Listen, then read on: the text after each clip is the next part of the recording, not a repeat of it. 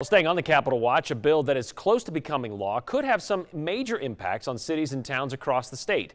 It's the Urban Renewal Bill, and it would require municipalities to go to the people whenever a project is going to use more than 51% of public money to complete. That includes urban renewal dollars.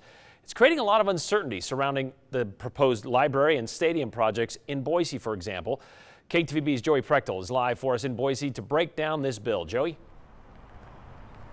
Well, Brian, let's talk about that proposed library project and the proposed stadium project here in Boise. If non-federal public money was going to be used to pay for at least 51% of those projects or more, then they would need the voters' approval for the city to actually be able to move forward with them. Now, supporters say that this bill would ensure that the people's voice is being heard on how their own tax dollars are being spent. But critics are saying that this will only hamstring cities across the state, and it'll do more harm than good.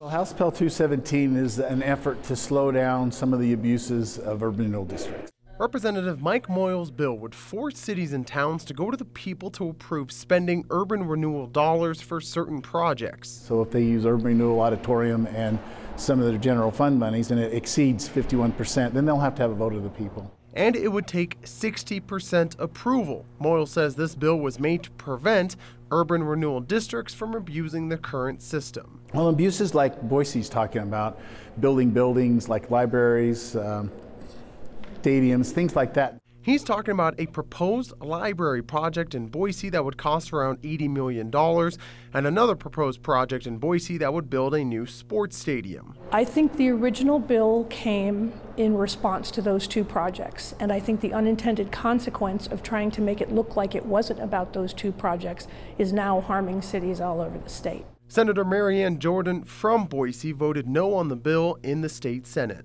If you've got a project that is not even urban renewal dollars, and urban renewal makes just the slightest contribution, if the combination of the city dollars and the urban renewal dollars reach a certain threshold, it will force them all to elections. But Representative Moyle says the money that comes from urban renewal districts is being taken away from other areas.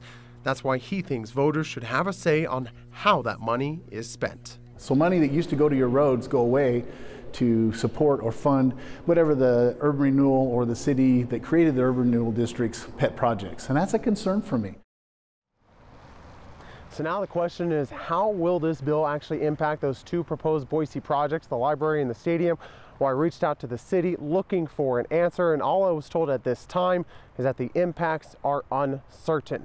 As for the actual bill, amendments were made to it in the Senate, so now the House has to agree with those amendments. Representative Moyle, who we heard from in the story, says he's expecting a vote sometime this week. If the House does pass it, then it'll head to the governor's desk. Back to you.